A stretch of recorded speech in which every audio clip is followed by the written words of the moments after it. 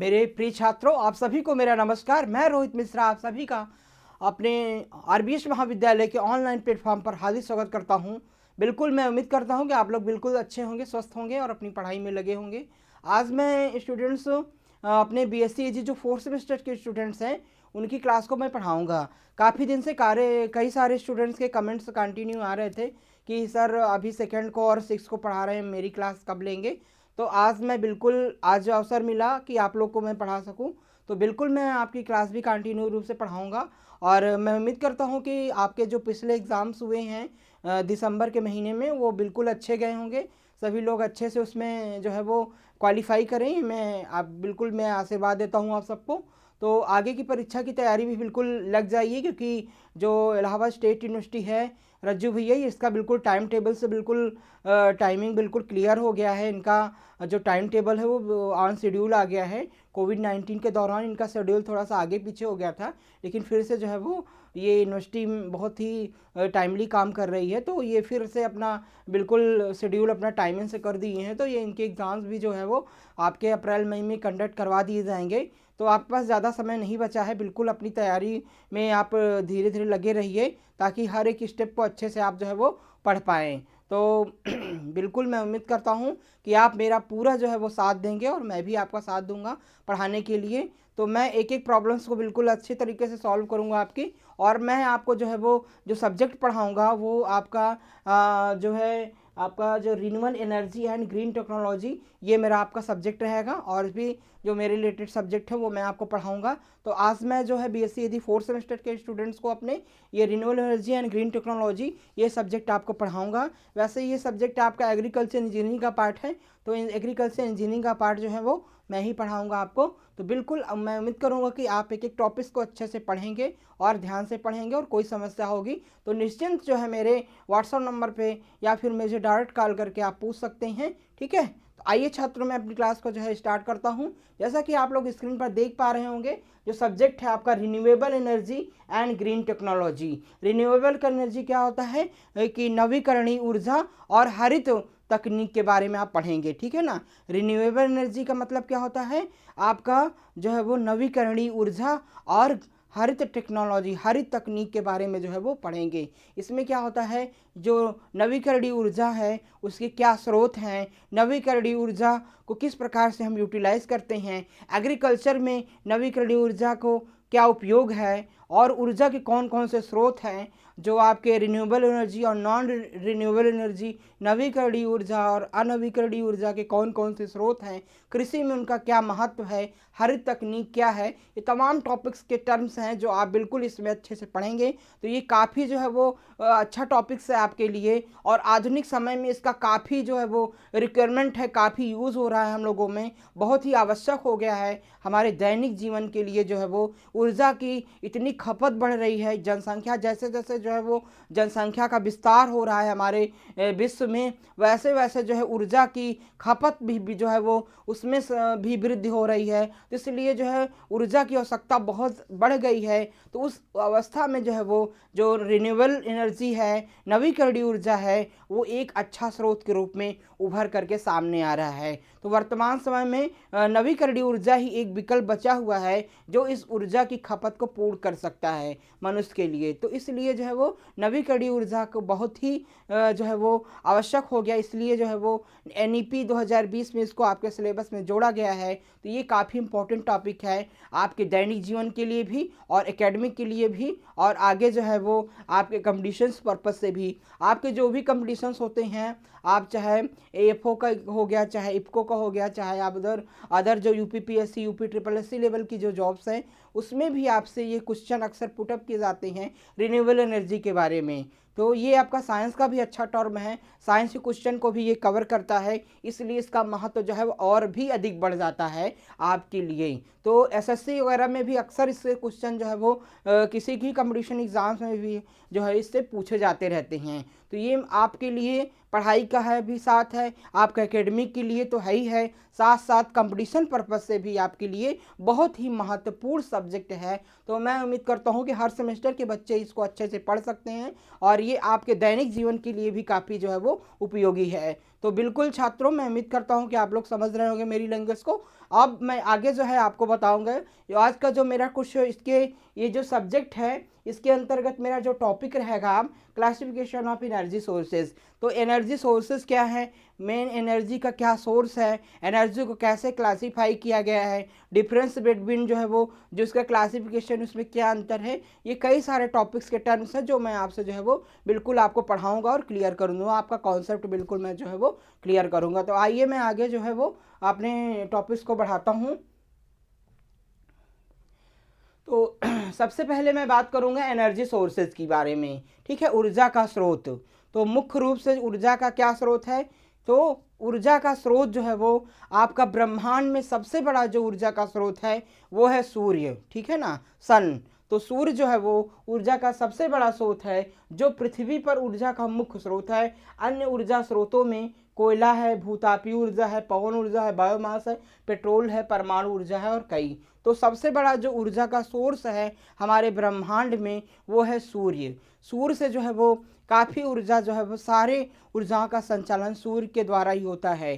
सारे जो जीव जंतु हैं, जो पृथ्वी में पाए जाने वाले जीव जंतु, पेड़ पौधे, इन सभी के जो है वो संचालन काम, इनके भोजन का काम जो है वो, इनमें जो विभिन्न रिएक्शंस होते हैं वो सभी जो है वो सूर्य के द्वारा ही संचालित होते हैं। आप देखिए पेड़ पौधों में जो भोजन बनाने की क्रिया होती है, जो प्रकाश संश्लेषण की क्रिया होती है, जिसके द्वारा पौधे अपने भोजन को बनाते हैं, वो क्रिया जो है वो सूर्य के प्रकाश की उपस्थिति में होती है। तो सूर्य के प्रकाश में जो है वो कई प्रकार के जो है रासायनिक प्रक्रियाएं होती हैं, कई प्रकार के जो है वो सूर्य के प्रकाश में उपस्थिति के कारण जो है वो कई प्रकार के सूक्ष्म जीवों की जो क्रियाशीलता होती है वो संचालित होती है।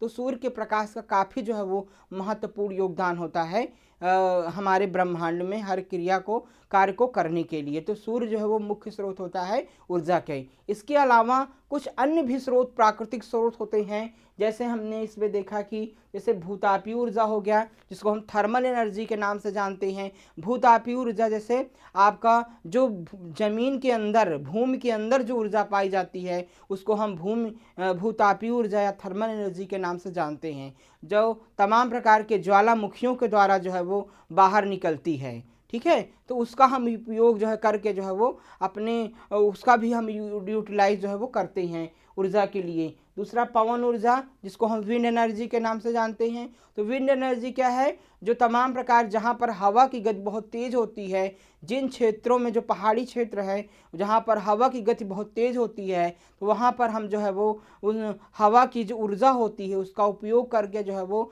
तमाम प्रकार के कार्यों में उसका उपयोग जो है हम करते हैं। इसके बाद बायोमास एनर्जी। बायोमास एनर्जी जो है वो जो जैविक पदार्थ होते हैं, पेड़ पौधों के अवशेष होते हैं, खेतों से जो है वो निकलने वाली जो गैसेस होती हैं, जैसे एथेनॉल हो गया और अन्य प्रकार की गैसें हैं, उसका उपयोग हम जो है वो ऊर्जा के रूप में करते हैं। इसके बाद पेट्रोल हो गया। पेट्रोल का उपयोग भी हम कई प्रकार के जो है वो, पेट्रोल से यहाँ पर आशय क्या है, खनिज तेल से है, क्या है, मिनरल ऑयल से है। तो खनिज तेल का जो है वो खनिज तेल में ही पेट्रोल आता है। पेट्रोल का उपयोग जो है हम ईंधन के रूप में जो है वो गाड़ियों में करते हैं, जिससे गाड़ियों का संचालन होता है, ठीक है ना।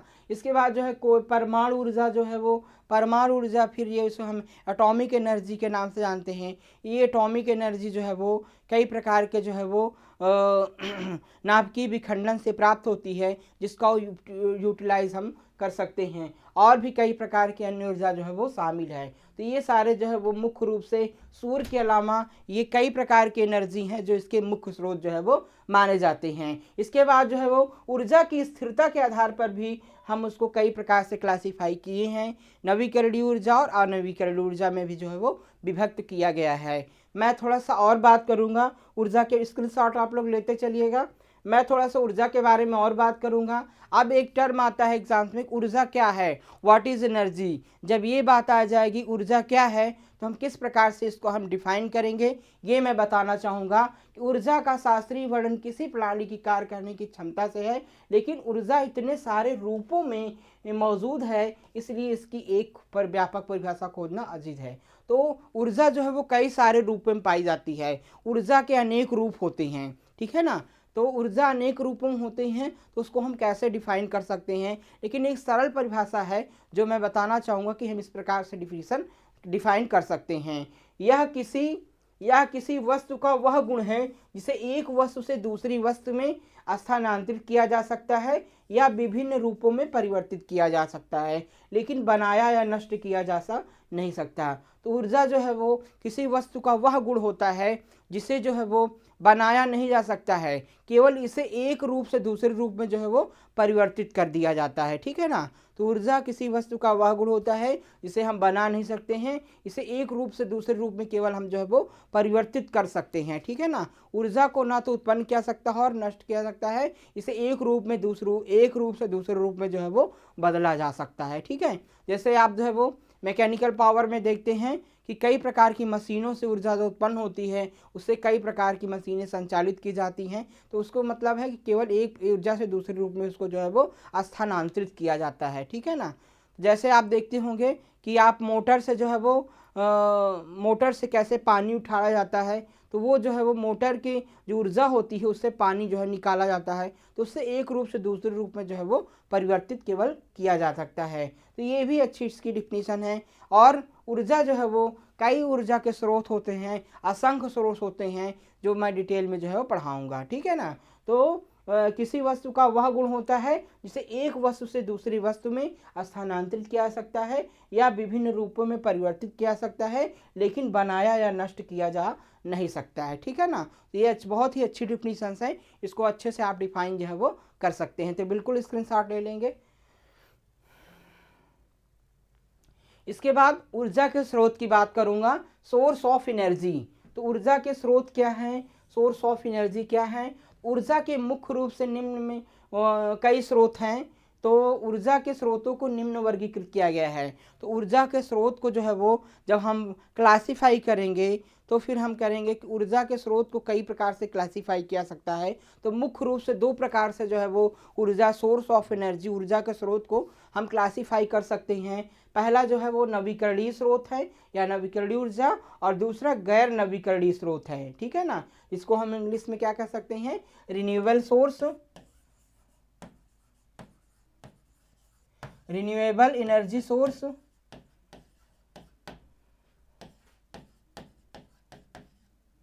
और इसके क्या कहते हैं, non renewable energy source, non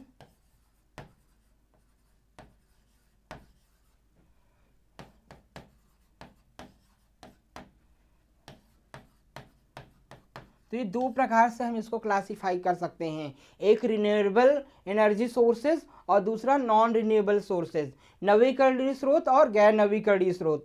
तो सबसे पहले छात्रों हम जानते हैं कि ऊर्जा के नवीकरणीय स्रोत क्या होते हैं, ऊर्जा के रिन्यूएबल सोर्सेज क्या होते हैं। तो ये जो है वो प्रकृति में प्रचुर मात्रा में उपलब्ध हैं और टिकाऊ हैं। ठीक है ना। तो सबसे बड़ी चीज़ होती है कि जो रिन्यूएबल रिसोर्स होते हैं वो प्रकृति में, नेचुरल में पर्याप्त मात्रा में पाए जाते हैं और वो सस्टेबल होते हैं, मतलब टिकाऊ होते हैं। और ऊर्जा के इन संसाधनों की प्राकृतिक रूप से, क्या रूप से, प्राकृतिक रूप से पूर्ति की जा सकती है और ये पर्यावरण के लिए सुरक्षित होते हैं। तो ये भी बहुत इंपॉर्टेंट होता है कि ये जो है वो पर्यावरण के लिए पूरी तरह से सुरक्षित होते हैं और ये प्रकृति में पर्याप्त मात्रा में पाए जाते हैं और ये टिकाऊ होते हैं, और ये जो है इन संसाधनों को प्राकृतिक रूप से इनकी पूर्ति जो है वो होती रहती है।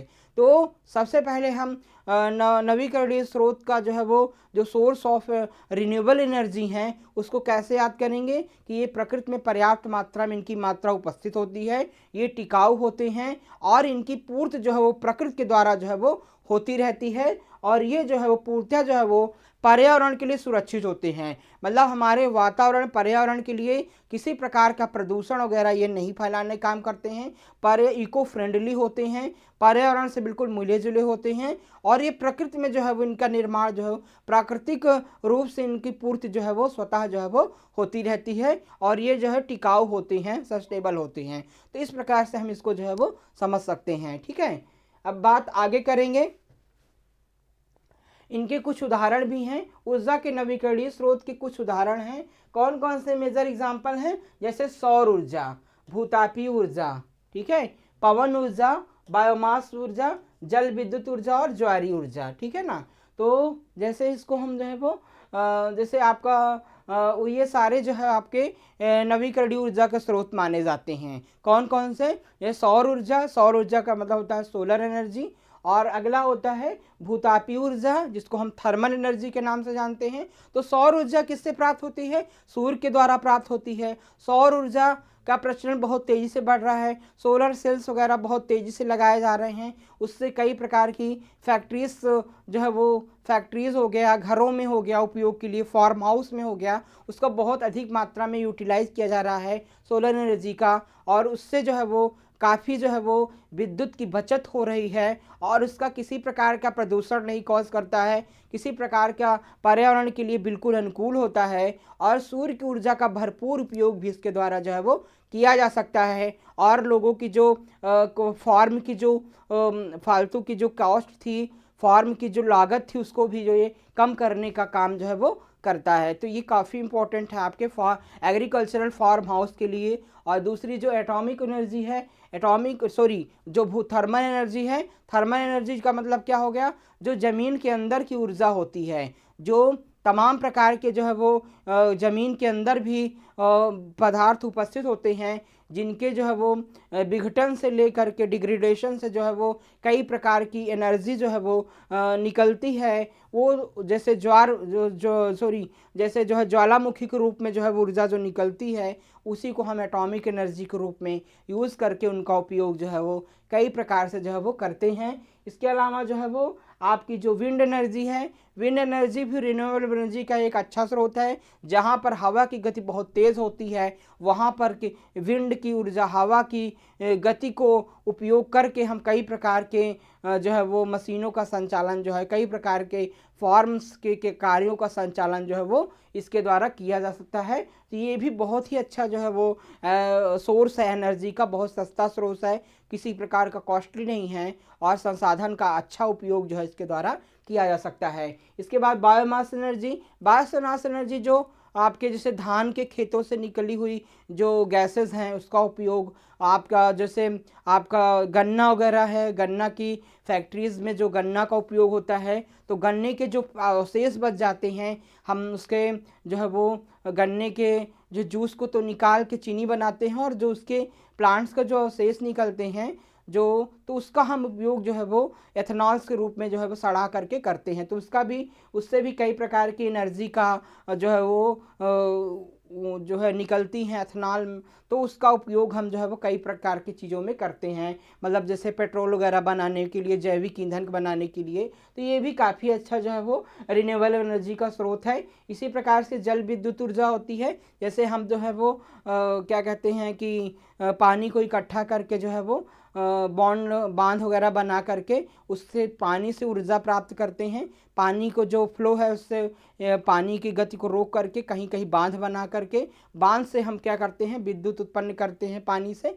फिर उसका उपयोग हम जो है वो अपने लिए करते हैं। इसी प्रकार से ज्वारीय ऊर्जा, जहाँ पर जो है वो समुद्र के तराई क्षेत्रों में, समुद्र किनारी क्षेत्रों में जहाँ पर समुद्र के ज्वार भाटा आता है, तो उस जल का उपयोग करके हम जो है वो जो समुद्र के ऊर्जा का उपयोग करके हम कई प्रकार के यूटिलाइज करते हैं, तो उसे हम ज्वारीय ऊर्जा कहते हैं। ये सब भी बहुत अच्छे जो है वो नवीकरणीय ऊर्जा के स्रोत हैं। तो ये डिटेल में भी आप आगे जो है वो पढ़ेंगे, अभी केवल आपको डिफिनीशन पढ़नी है। इसके बाद मैं बात करूंगा गैर नवीकरणीय ऊर्जा। गैर नवीकरणीय ऊर्जा में बात करूंगा कि non renewable energy, non renewable sources. ये सोर्सेज ऐसे होते हैं जो प्राकृतिक संसाधन है जो पृथ्वी के नीचे पाया जाता है, ठीक है ना। तो ये ऐसे स्रोत होते हैं, ये एक प्राकृतिक संसाधन है, तो ये भी एक नेचुरल रिसोर्सेज हैं, प्राकृतिक संसाधन हैं जो पृथ्वी के नीचे पाए जाते हैं। ये सब तो बाहर पाए जाते हैं, जो अंदर भी पाए जाते हैं, लेकिन ये जो है वो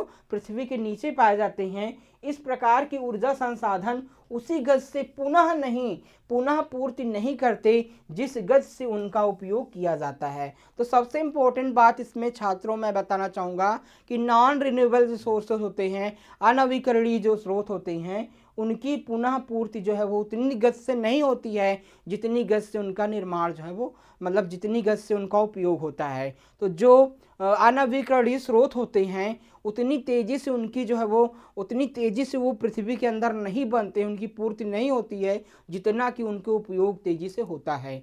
ये डिफरेंट सबसे ज़्यादा होता है। तो नवीकरणीय जो स्रोत होते हैं वो तो तुरंत प्राकृतिक रूप से उनकी सप्लाई चलती रहती है। मतलब सूर्य का प्रकाश अगर है तो उनका जो है वो, सूर्य का प्रकाश कम तो होता नहीं है, ठीक है ना, वो तो कांटीन्यू रूप से मिलता रहता है, ठीक है। लेकिन ये जो स्रोत होते हैं तो ये जो है वो जितनी तेज़ी से इनकी खपत होती है उतनी तेज़ी से पृथ्वी के अंदर इनका निर्माण जो है वो नहीं हो पाता है। सबसे मेजर बात इसमें ये देखने की है। तो पुनः पूर्ति नहीं करते हैं जिस गति से उनका उपयोग किया जाता है। जैसे आप जो है वो पेट्रोल का उपयोग करते हैं, पेट्रोल का उपयोग इतना ज़्यादा पेट्रोल डीजल का इतना ज़्यादा अंधाधुंध उपयोग हो रहा है कि उतनी तेज़ी से उनका निर्माण क्या पृथ्वी पर हो पा रहा होगा? इनके निर्माण में लाखों वर्ष लग जाते हैं। कई सारे जो है वो रासायनिक प्रक्रियाएं, विघटन की क्रियाएं होती हैं, तब जाके पेट्रोल का निर्माण होता है, तेल मिनरल ऑयल्स का निर्माण पृथ्वी के अंदर होता है। तो लेकिन इनकी खपत क्या है, बहुत तेज़ी से हो रही है। तो ये सबसे बड़ी बात इसमें होती है। इसकी पूर्ति में लाखों वर्ष लग जाते हैं। गैर नवीकरणीय संसाधनों के मुख्य उदाहरण क्या हैं? जैसे कोयला हो गया, तेल हो गया और प्राकृतिक गैसेस हो गई। तो इस प्रकार से इनकी पूर्ति में, इनके बनने में लाखों वर्ष लग जाते हैं, लेकिन इनके उपयोग होने में बहुत समय जो है वो नहीं लग पाता है। ये सबसे बड़ा जो है वो अनवीकरणीय ऊर्जा स्रोत में जो है वो अंतर होता है। अनवीकरणीय या नॉन रिन्यूएबल सोर्सेज कौन से होते हैं? जैसे कोयला हो गया, कोल जिसको बोलते हैं, और तेल हो, ऑयल्स हो गए कोयला हो गया, आयल्स हो गए। आयल्स में क्या आते हैं? पेट्रोल आते हैं, डीजल आते हैं, केरोसिन आयल आते हैं, मिट्टी के तेल, और इसी प्रकार से प्राकृतिक गैसेस जो होती हैं, जैसे एलपीजी होती है, लिक्विड पेट्रोलियम गैसेस जो होती हैं। प्राकृतिक गैसों का निर्माण भी पृथ्वी के अंदर ही होता है। तो इस प्रकार से इसके एग्जाम्पल्स हैं जो मैंने आपको बताया, तो बिल्कुल स्क्रीनशॉट ले लेंगे आप। इसके बाद मैं आगे बात करूंगा ऊर्जा के गैर नवीकरणीय स्रोतों के कुछ उदाहरण और भी हैं। प्राकृतिक गैस, कोयला, पेट्रोलियम, परमाणु ऊर्जा, हाइड्रोकार्बन गैसेस, तरल पदार्थ जो है वो, ये सारे इसके सोर्सेज जो है वो कहे जाते हैं। तो ये मैं फिर से शायद एग्जाम्पल्स जो है आपको बता दिया। इसके बाद मैं बात करूंगा थोड़ा सा आपको एक जो है इमेज दिखा करके। तो रिन्यूएबल एनर्जी और नॉन रिन्यूएबल एनर्जी दो सोर्सेज हैं, ठीक है। तो रिन्यूएबल एनर्जी के सोर्सेज क्या हैं? जैसे आपका सोलर एनर्जी हो गया जो मैं बता चुका, ये हाइड्रो पावर है आपका, ये बायोमास है, और ये थर्मल, जियो थर्मल है, और विंड एनर्जी है। तो ये एक प्रकार से इसका जो है वो इमेज के माध्यम से भी आप इसको अच्छे से समझ सकते हैं, ठीक है ना। सोलर एनर्जी जो सूर्य के द्वारा प्राप्त होती है, हाइड्रो पावर एनर्जी जो जल के द्वारा प्राप्त होती है, बायोमास जो पेड़ पौधों जैविक चीज़ों के अवशेष से प्राप्त होती है, थर्मल एनर्जी जो आपके भू तापीय ऊर्जा होती है वो जमीन के अंदर से प्राप्त होती है, विंड एनर्जी जो होती है वो विंड एनर्जी हवा से प्राप्त होती है। तो इसका यूटिलाइज भी हम एग्रीकल्चर में बहुत ही अच्छी तरीके से कर सकते हैं। इन सभी का निर्माण जो है प्रकृति में स्वतः होता रहता है। जितनी कि इनकी सप्लाई होती है उतना कि इनका निर्माण भी जो है वो होता रहता है। तो आज के समय में, आधुनिक समय में इनका भरपूर उपयोग हो रहा है, और एक अच्छा जो है ऊर्जा का स्रोत जो है वो माना गया है। मतलब इतनी ज़्यादा संख्या है, उसकी खपत के लिए ऊर्जा की आवश्यकता की पूर्ति जो है वो करने के लिए एक अच्छा रास्ता जो है वो मिल चुका है। तो इस प्रकार से ये रिन्यूएबल एनर्जी स्रोत, ये सारे नॉन रिन्यूएबल एनर्जी सोर्सेज हैं, अनवीकरणीय ऊर्जा का स्रोत है। जैसे फॉसिल फ्यूल हो गया, जो जीवाश्म तेल है, मिनरल ऑयल्स है वो है, ये कोल है। इसके बाद नेचुरल गैसेस हैं, जैसे हम एलपीजी कह सकते हैं, ठीक है, लिक्विड पेट्रोलियम गैस। ये आपका न्यूक्लियर पावर है जो आपका परमाणु के विखंडन से प्राप्त होती है। तो ये भी नॉन रिन्यूएबल सोर्सेज हैं। इसकी क्या होती है? इसकी पूर्ति बहुत धीरे धीरे होती है, ज़मीन के अंदर जो है लाखों वर्ष लग जाते हैं इसके बनने में, जो है वो कोयले के निर्माण में, तेल के निर्माण में, ये नेचुरल गैस के निर्माण में लाखों वर्ष की प्रक्रिया होती है जब इनका निर्माण पृथ्वी के अंदर होता है, और इनकी खपत बहुत तेज़ी से होती है। आज देखिए कोयले की खपत बहुत ज़्यादा बढ़ गई है कई सारी चीज़ों में। आप देखिए कि पेट्रोल डीजल की कीमतें, पेट्रोल डीजल का उपयोग बहुत तेज़ी से हो रहा है, एलपीजी का उपयोग हो रहा है, तो इसकी खपत बहुत तेज़ी से हो रही है जितना कि इनका निर्माण हो रहा है। तो आने वाले में समय में इसके लिए संकट भी उत्पन्न हो सकता है। तो हमारे लिए केवल एक ऑप्शन बचेगा कि रिन्यूएबल एनर्जी। तो अगर इसकी सप्लाई इतनी तेज़ी से होती रही तो इनके जो सोर्सेज हैं पृथ्वी के अंदर वो सारे खत्म हो जाएंगे और फिर हमारे पास कोई ऑप्शन नहीं बचेगा, हमारे पास केवल जो है वो रिन्यूएबल एनर्जी का ऑप्शन जो है वो बचेगा। तो इसीलिए हमको इंटीग्रेटेड फॉर्म में इसका उपयोग करना चाहिए। रिन्यूएबल एनर्जी का भी कुछ उपयोग करना चाहिए और कुछ नॉन रिन्यूएबल एनर्जी का उपयोग जो है अपने दैनिक जीवन में करना चाहिए, ताकि इसकी खपत जो है वो इतनी ज़्यादा आधाधुंध उपयोग ना हो सके और ये हमारे लिए जो है वो बचे रहें। ठीक है, हमारे जो है आने वाली पीढ़ी के लिए ये जो है वो सोर्सेस हमारी ज़मीन के अंदर बचे रहें, तभी हम जो है वो आगे बढ़ सकते हैं। तो ये बिल्कुल स्क्रीनशॉट ले लेंगे। आइए आगे देखते हैं। अब इसके डिफरेंस बिटवीन हम डिफरेंस भी दिखा दिए। कभी कभी आपके एकेडमिक एग्जाम्स में जो है वो दोनों में अंतर पूछ लेता है कि रिन्यूएबल एनर्जी या अक्षय ऊर्जा या नॉन रिन्यूएबल एनर्जी गैर नवीकरणीय ऊर्जा में क्या अंतर होता है। तो बिल्कुल आप इस प्रकार से इसको डिफाइन करेंगे। वे संसाधन जिन्हें उपयोग के बाद नवीकृत किया जा सकता है, ऊर्जा, ये वहाँ पर ऊर्जा होना चाहिए, ऊर्जा के नवीकरणीय स्रोत कहलाते हैं। तो ऐसे संसाधन जिनके उपयोग के बाद उसे फिर से बनाया जा सकता है, उस ऊर्जा को नवीकरणीय स्रोत कहते हैं। तो ये नवीकरणीय स्रोत है और ये जो है वो गैर नवीकरणीय स्रोत है। तो इसमें क्या डिफरेंस है? वे संसाधन जिन्हें एक बार उपयोग करने के बाद नवीकृत नहीं किया जा सकता, ऊर्जा के गैर नवीकरणीय स्रोत जो है वो कहलाते हैं। इन्हें क्या है कि एक बार उपयोग करने के बाद उन्हें नवीकृत फिर से रिन्यूअल जो है वो नहीं किया सकता, जबकि इनका क्या है कि एक बार अगर उपयोग कर लेते हैं फिर से उसको हम रिन्यूएबल जो है वो कर सकते हैं। तो इसलिए जो है वो ये आपके एग्जाम्पल है। संसाधन किसी भी प्रकार का पर्यावरण प्रदूषण नहीं फैलाते हैं। तो जो नवीकरणीय स्रोत होते हैं उनसे पर्यावरण को किसी प्रकार का नुकसान नहीं होता है, किसी प्रकार के प्रदूषण को जो है वो नहीं फैलाते हैं। जबकि जो गैर नवीकरणीय स्रोत होते हैं ये संसाधन पर्यावरण प्रदूषण का कारण बनते हैं। जैसे आप जो है वो पेट्रोल, डीजल, केरोसिन ऑयल के जलने से इसको कई प्रकार की जो है वो खतरनाक गैसें निकलती हैं। कार्बन डाइऑक्साइड, कार्बन मोनोऑक्साइड और सल्फर डाइऑक्साइड, ये सब जो है वो हमारे पर्यावरण को प्रभावित करती हैं, पर्यावरण के जीव जंतुओं को जो है वो प्रभावित करती हैं। तो इन सब से जो है वो प्रदूषण फैलता है और उससे प्रदूषण जो है वो नहीं फैलता है। इसके बाद नवीकरणीय संसाधन जो है वो अच्छे होते हैं, ये नष्ट नहीं होते हैं, मतलब इनका प्रोसेस जो है वो फिर से होता रहता है। और जो गैर नवीकरणीय संसाधन होते हैं वो मानवीय होते हैं। तो गैर नवीकरणीय संसाधन जो होते हैं वो मानवीय होते हैं, एक प्रकार से मानव के द्वारा उनका उपयोग किया जाता है और वो स्वतः उनका निर्माण जो है वो होता रहता है। तो बिल्कुल स्क्रीनशॉट ले लेंगे इसका आप।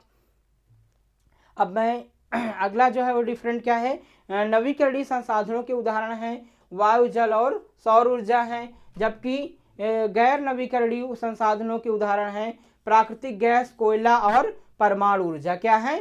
प्राकृतिक गैस, कोयला और परमाणु ऊर्जा, ये सब आपके गैर नवीकरणीय संसाधन के अंतर्गत आते हैं। तो बिल्कुल ऐसे ही आप क्लासीफाई करेंगे, बिल्कुल स्क्रीनशॉट ले लीजिए। इसके बाद मैं बात करूंगा ऊर्जा के प्राकृतिक स्रोत के बारे में। तो नेचुरल सोर्सेज क्या है? Natural sources of energy.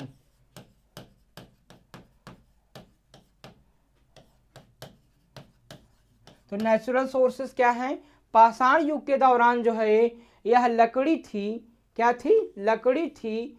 लौह युग के दौरान जो है हर कोयला था। ठीक है, तो जो ऊर्जा के प्राकृतिक स्रोत हैं वो प्राकृतिक स्रोत जो है समय के अनुसार जो है उनमें परिवर्तन आता गया। तो बहुत सारे पहले जब पाषाण युग था, पाषाण युग किसको कहते हैं? जब मानव पत्थर का उपयोग करता था अपनी आवश्यकता के लिए, पत्थर के औजार को बना करके उसके शिकार करता था, ज़्यादातर हर कार्य में पत्थरों का उपयोग करता था, तो उसे हम पाषाण युग के नाम से जानते हैं। तो पाषाण युग के दौरान जो है वो क्या ऊर्जा के रूप में मुख्य रूप से क्या उपयोग करता था? लकड़ी का उपयोग करता था। जैसे लकड़ी को जो है वो जला करके उससे ऊर्जा प्राप्त करता था, भोजन को, मांस को, फल को पकाता था उसमें, या फिर लकड़ियों को जला करके ठंड को अपने दूर करता था। तो ऊर्जा के रूप में मुख्यतः लकड़ी का उपयोग करता था। फिर उसके बाद जो है वो जब लौह युग आया, लौह युग किसे कहते हैं? जब मानव में जो है वो लोहे का उपयोग करना सीखा, लोहे के जो है वो औजार बनाने शुरू कर दिए, शिकार करने के लिए लोहे के औजार बनाने लगे, आपको जो है वो लोहे का उपयोग करने लगा, खेत की जुताई करने के लिए लोहे का उपयोग करने लगा अपने जीवन में, तो उसे लौह युग के नाम से जाना लगा। लोहे के बर्तन का उपयोग करने लगा तो फिर उसे लौह युग के नाम से जाना लगा। तो लौह युग के दौरान जो है वो कोयले का उपयोग करता था। क्या करना था?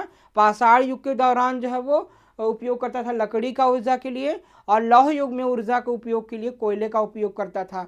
कोयले का खोज कर लिया, लकड़ी से जो है कोयला बनाने लगा, और जो है तो इस प्रकार से कोयले का यूज होने लगा। और आधुनिक युग में हमारे पास जो है वो, आधुनिक युग में हमारे पास क्या है? हमारे पास पेट्रोलियम और प्राकृतिक गैस है। क्या है? आधुनिक युग में हमारे पास जो है, देखिए हम जो है वो पेट्रोलियम मिनरल्स ऑयल की खोज कर लिए, तो हम जो है वो डीजल, पेट्रोल, केरोसिन ऑयल का यूज़ कर रहे हैं, और एलपीजी का उपयोग कर रहे हैं, लिक्विड पेट्रोलियम गैसेस का उपयोग कर रहे हैं, इसको हम प्राकृतिक गैस के नाम से जानते हैं। इसे क्या कहते हैं? जीवाश्म ईंधन कहते हैं। क्या कहते हैं? जीवाश्म ईंधन। जीवाश्म ईंधन क्या होता है? जो तमाम प्रकार के जो है वो जो नीचे जो है वो दबे हुए पदार्थ, अवशेष होते हैं, चाहे वो लकड़ी के अवशेष हों, चाहे धातुओं के अवशेष हों, इन सभी जैविक चीज़ों के अवशेष से जो है वो जो ईंधन बनता है, उसे हम जीवाश्म ईंधन के नाम से जानते हैं। तो हम ऊर्जा का स्रोत कैसे? तो इस प्रकार से हम ऊर्जा का स्रोत जो है वो सेलेक्ट जो है वो करते हैं। तो इस प्रकार से ये सब ऊर्जा के मुख्य रूप से स्रोत में है, जो परिवर्तन आते चले गए। आगे मैं बात करूँगा, ऊर्जा के अच्छे स्रोतों में निम्नलिखित गुण होने चाहिए। जो अच्छे स्रोत होते हैं ऊर्जा के, जो अच्छे स्रोत माने गए हैं, उसके कई निम्नलिखित गुण होने चाहिए। क्या गुण होने चाहिए?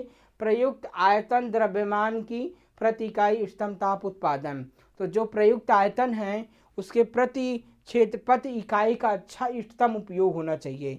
ऐसा ऊर्जा का स्रोत होना चाहिए कि उसका कम से कम जो है वो ऊर्जा के स्रोत में अधिक से अधिक उपयोग हम ले सकें, या हम कह सकते हैं कि optimum heat output per unit volume, पर वॉल्यूम से अच्छा आउटपुट जो है वो प्राप्त होना चाहिए, तभी वो स्रोत अच्छा माना जाएगा। दूसरा क्या है? परिवहन में आसान। ठीक है ना? उसको ले आने के लिए, एक स्थान से दूसरे स्थान ले जाने के लिए इजी ट्रांसपोर्टेशन होना चाहिए, आसानी से उसको हम ले जा सकें, वो ईंधन हो, वो ऊर्जा का स्रोत होना चाहिए।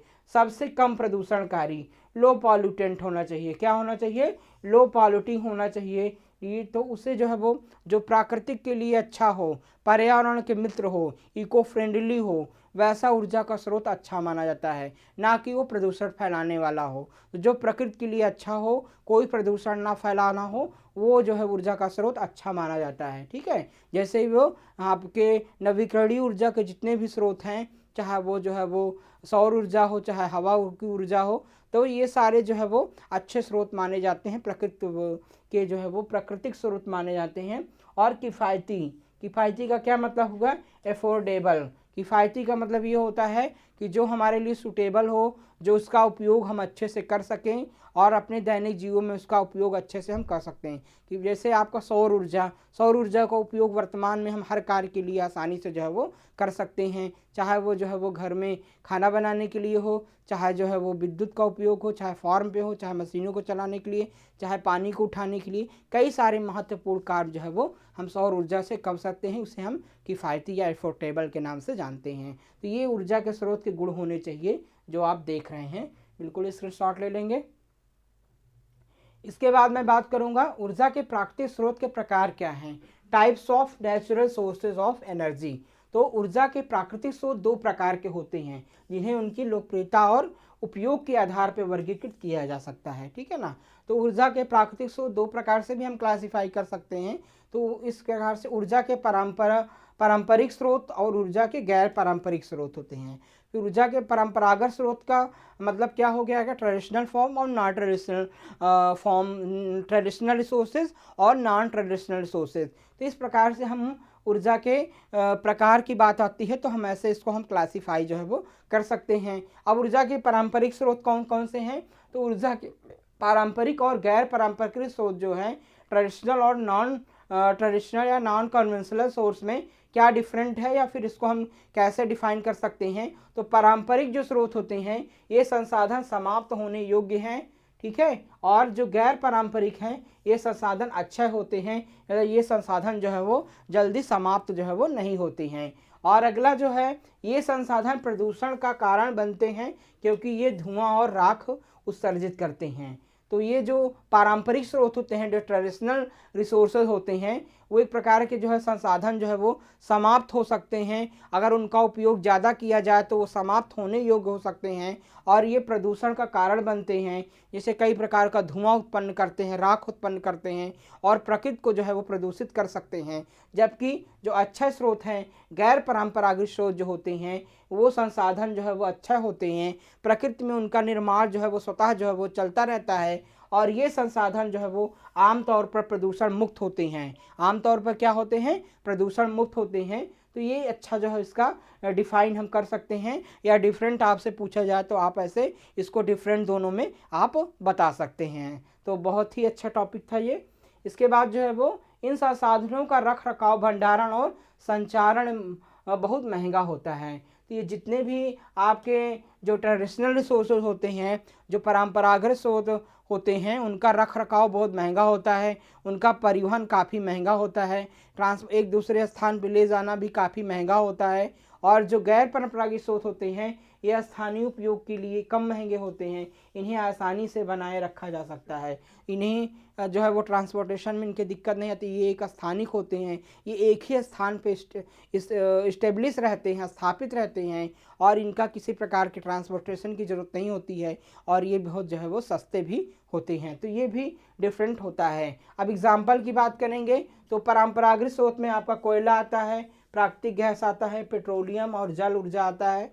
तो इस प्रकार से जो है वो इसका एग्जाम्पल है। और इसका उदाहरण में सौर ऊर्जा आता है, बायोमास आता है, पवन, बायोगैस और ज्वारीय भूतापीय ऊर्जा जो है वो इसके अंतर्गत आता है। ठीक है ना। तो ये भी इसका डिफरेंट जो है वो हो गया। तो मैंने आपको जो है वो 2-3 प्रकार से इसका जो है वो सोर्स ऑफ एनर्जी मैंने अच्छे से समझा दिया आपको कि इसके रिन्यूएबल सोर्सेज क्या हैं, नॉन रिन्यूएबल सोर्सेज क्या हैं, ट्रेडिशनल सोर्सेज क्या हैं, नॉन ट्रेडिशनल क्या है। तो दोनों प्रकार से मैं इसको जो है समझा दिया हूँ कि आपके एग्ज़ाम्स में अगर दोनों प्रकार से पूछा जाए तो बिल्कुल एक ही चीज़ है। दोनों जो मैंने बताया आपको वो दोनों एक ही चीज़ है, लेकिन अलग अलग प्रकार से मैं जो है वो परंपरागत स्रोत और गैर परंपरागत स्रोत, नवीकरणीय स्रोत और गैर नवीकरणीय स्रोत, दोनों रूप में मैंने उसको समझा दिया। तो इसको बिल्कुल आप याद कर लेंगे। एक क्वेश्चन आपके एग्ज़ाम्स में आना बिल्कुल कंफर्म होता है, तो ये आप बिल्कुल छोड़ेंगे नहीं। और ये दोनों आपके एग्जाम्पल्स हो गया, कहीं से हो गया, इसमें आपके कंपटीशन में भी क्वेश्चन जो है अक्सर आपके पुटअप किए जाते रहते हैं एक दूसरे से। तो बिल्कुल बहुत ही इंपॉर्टेंट टॉपिक था। एक एक जो है टर्म्स को बिल्कुल अच्छे से आप पढ़ेंगे और किसी प्रकार की आपकी समस्या होती है तो आप निसंकोच हमसे जो है वो पूछ सकते हैं। आप सभी छात्रों का बहुत बहुत जो है वो धन्यवाद। Thank you.